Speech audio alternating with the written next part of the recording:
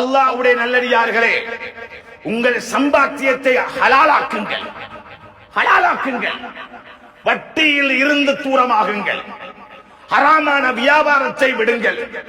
பதுக்கல் வியாபாரத்தை விடுங்கள். பதுக்கல் மிக முக்கியம். பதுக்கல் வியாபாரத்தை விடுங்கள். அளவுக்கு அதிகம் லாபம் வைத்து விற்கும் வியாபாரத்தை விடுங்கள்.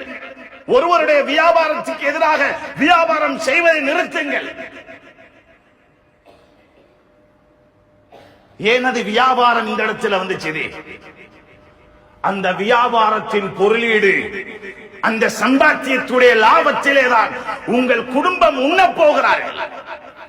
உணவு ஹராமாக இருக்குமாக இருந்தால், குடிப்பு ஹராமாக இருக்குமாக இருந்தால், உடை ஹராமாக இருக்குமாக இருந்தால், இருப்பிடம் ஹராமாக இருக்குமாக இருந்தால், அந்த வாழ்க்கையே ஹராம், அந்த வாழ்க்கையே ஹராம்.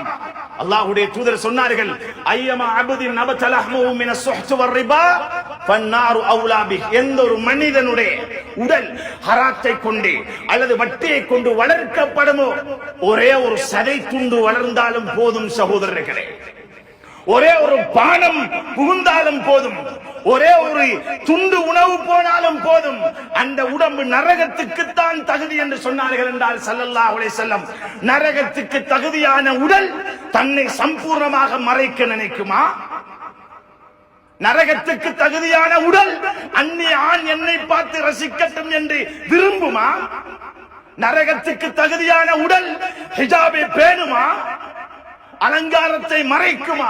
இன்று அலங்கரிப்பதற்கு என்றே எத்தனையோ ஏற்பாடு. அல்லாஹ்வுடைய நல்லடியார்களே, மறுமையை மறந்து விட்டார்கள், மறுமையை மறந்து விட்டார்கள், கபரை மறந்து விட்டார்கள்.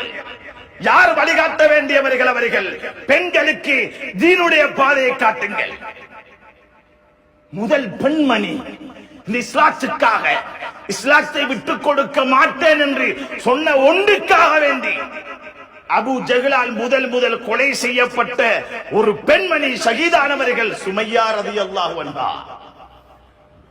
எங்கே இன்றைய சுமையாக்கள்? எங்கே இன்றைய ஹதீஜாக்கள், ஆயிஷாக்கள்? எங்கே தீன்? எங்கே உயிரோட்டமான மார்க்கம்? ஏன் விட்டார்கள்? அவர்கள் விடுமளவுக்கு வழிகாட்டியவர்கள் யார்?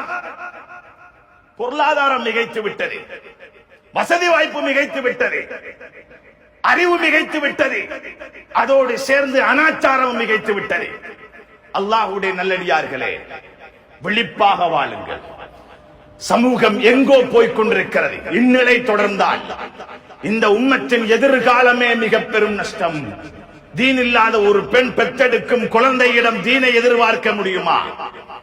எப்படி முடியும் எதிர்பார்க்க? ஹிஜாபுடைய வாழ்க்கை இல்லாத ஒரு பெண்ணிடம் இருந்து தீனை எதிர்பார்க்க முடியுமா? அவள் மூலம் வாழக்கூடிய அந்த குடும்ப வாழ்க்கையில் நிம்மதி எதிர்பார்க்க முடியுமா? எல்லாம் நவீனமாக மாறிவிட்டது. அல்லாஹ்வுடைய தூதர் சொன்னார்கள், அல்லாஹ் சொல்லுகிறார், வமா ஆதாக்குமுர் ரசூல் ஃபஹுது. என்னுடைய நபி எதை கொண்டு வந்தாரோ அதை எடுங்கள். அதில் தான் பரக்கத், அதில் தான் பரக்கத். வமா நஹாக்கும் அன்ஹு ஃபன்தஹு. எதை தடுத்தார்களோ அதை விடுங்கள் என்று அல்லாஹ் சொல்லுகிறார். ஃபல்யஹ்தர், எச்சரிக்கையாக. அல்லாஹ்வுடைய ஒளி.